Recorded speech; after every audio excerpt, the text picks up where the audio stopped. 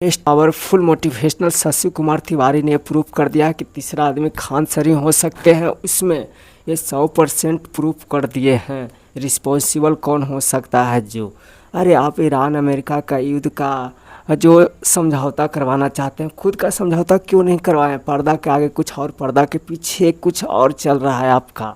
ये रियलिटी है। स्टूडेंट जितना जल्दी जान ले वो सही है। आप शशि कुमार तिवारी से सुन लीजिए। जिसका मुझे डर था आखिरकार वो हो ही गया।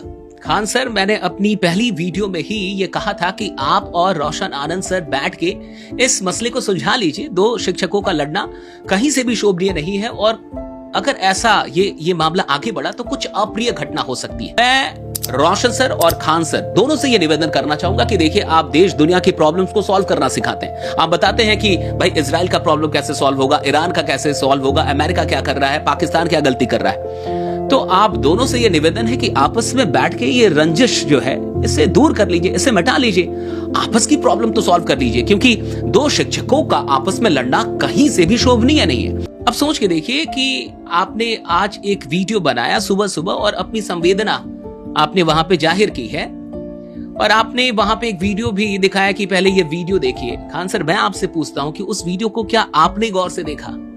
क्या आपने देखा कि वहां पे वो ये भी बोल रहा है कि वो 6-7 दिन से प्रिंस यादव वो सो नहीं पा रहे थे, सिर्फ ये बात सोच के कि मेरे भैया जेल में हैं और मैं बाहर हूं और मैं उनको निकाल नहीं पा रहा हूं। वही नहीं, क्या आपने वो वीडियो देखी जहां उनकी मां बेहोश हो रही है, बार बार बेहोश हो रही है? क्या वो वीडियो आपने देखी? और आप कह रहे हैं कि किसी के परिवार के साथ ऐसा ना हो, किसी दुश्मन के भी परिवार के साथ ना ऐसा हो। अगर ये आप सच में सोचते तो आज ये नौबत ही नहीं आती।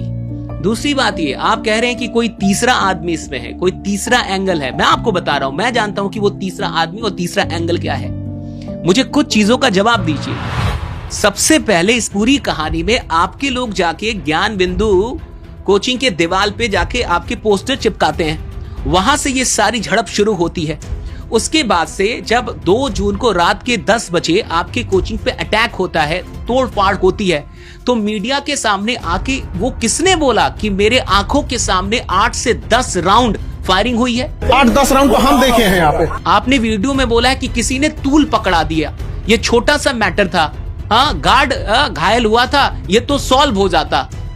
तो तूल किसने पकड़ाया? मैं आपको बता, किसने कहा कि 8 से 10 राउंड फायरिंग मेरे आंखों के सामने हुई है? किसने कहा कि ज्ञान बिंदु के जो संचालक हैं रोशन आनंद सर, उनका इसमें हाथ है? ये किसने कहा? किसी तीसरे आदमी ने कहा? दूसरी चीज, एफआईआर किसने की? एफआईआर आपकी तरफ से हुई ना।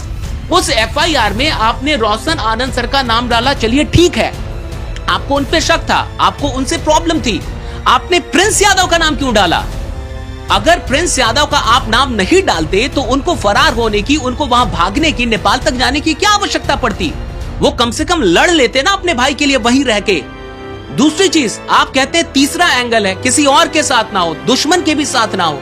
मैं आपसे पूछता हूं कि जब उनकी गिरफ्तारी हुई रोशन आनंद सर की, सबसे ज्यादा खुश कौन था? आपकी ऑडियो वायरल हुई पड़ी है कि आप प्रशासन की बहुत अधिक बड़ाई कर रहे थे कि ये तो फिल्मों में होता है। इतनी त्वरित कार्रवाई, इतनी फास्ट कार्रवाई तो कभी होती ही नहीं है। आपने पूरे बिहार सरकार की और प्रशासन की बड़ाई की है। तो सबसे ज्यादा खुश कौन था रोशन आनंद सर की गिरफ्तारी से? वो भी छोड़िए, जब बच्चों ने प्रदर्शन करना शुरू किया कि रोशन आनंद सर को निकाला जाए, उनको जमानत मिलनी चाहिए, तो क्या आप गए वो अपना केस वापस लेने के लिए? आप गए सुलह करने के लिए? आप वहां भी नहीं गए। तो मुझे एक बात बताइए, तीसरा आदमी आपको समझ में नहीं आ रहा कि कौन है? ये तो बच्चे को भी समझ में आ जाएगा, इसमें कोई बहुत पजल नहीं है। सारे कांड तो आपने करके रखे हैं। दूसरी चीज, मैं आपसे जानना चाहता हूं, एथिक्स पढ़ाते होंगे ना आप? तो यूपीएससी को पढ़ाते हैं, उसमें एक सब्जेक्ट है एथिक्स। क्या आप नहीं मानते हैं कि ये मौत आपके चलते हुई है? इसमें आपका भी दोष है? क्या और भी कोई इंसान जो इस वीडियो को देख रहा है वो नहीं मानेगा इतनी सारी चीजों के बाद कि आप रिस्पॉन्सिबल तो हैं? मैंने आपकी वो पूरी वीडियो देखी, मैं बहुत रिस्पेक्ट करता था आपको, लेकिन कहीं से भी ये नहीं दिखा है कि आप दोषी हैं, कि आपकी भी जिम्मेवारी बनती है। आज जब पेपर लीक होते हैं तो आप कहते हैं ना कि सरकार रिस्पॉन्सिबल है, आप कहते हैं ना कि सिस्टम रिस्पॉन्सिबल है, आप कहते हैं ना कि एजुकेशन मिनिस्टर रिस्पॉन्सिबल है, आप कहते हैं ना कि उनको भी इसकी सजा मिलनी चाहिए। क्या एजुकेशन मिनिस्टर खुद से जाके वो काम कर रहे होंगे? इसका कोई साक्ष्य है किसी के पास? और ये सारी चीजें गलत है, लेकिन फिर भी आप ये मानते हैं ना कि वो रिस्पॉन्सिबल है। क्यों? क्योंकि भैया वो उनके अंतर्गत आता है, कहीं ना कहीं जड़ वो है, तो आप मानते हैं कि वो रिस्पॉन्सिबल है। आप अपने मामले में ये नहीं मानेंगे कि आप भी रिस्पॉन्सिबल है, कि अगर आपने ये सुलह कर ली होती, अगर आपने उन पे केस ना किया होता, उनकी गिरफ्तारी ना होती, तो ये सब कुछ नहीं होता।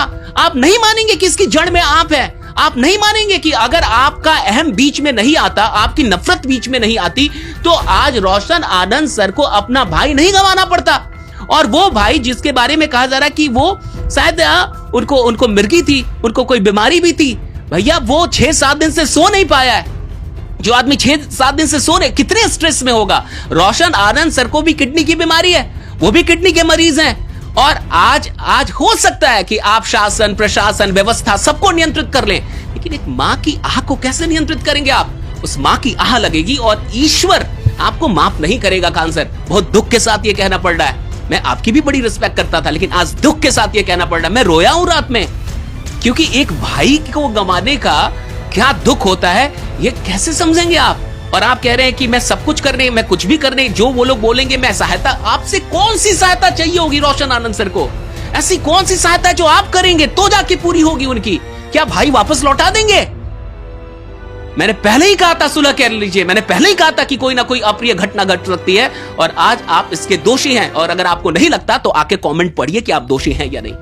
ना FIR अब प्रिंस यादव पे करते, नहीं वो बेचारा डर से भागता नेपाल, और न उसका मौत साजिश से होता। ये 100% पूरा आप पे रिस्पॉन्स है कि आप इसका जिम्मेदार हैं। रोशन सर को बर्बाद करने के पीछे खान सर का पूरी तरह से हाथ है दोस्तों। ये बात जितना जल्दी पूरा स्टूडेंट जान ले, पर्दे के पीछे और पर्दे के आगे का सच्चाई जितना जल्दी जान ले और इस दरिंदे से दूर हो जाए। जय हिंद, जय भारत। रोशन सर को हिम्मत दो, प्रिंस यादव के आत्मा के शांति दो दोस्तों। कितना टूटे हुए हैं हम लोग, कितना बता नहीं सकते हैं दोस्तों। हम लोग स्टूडेंट हैं, जा भी नहीं पाएंगे दोस्तों, क्या बताएं। जय हिंद, जय भारत।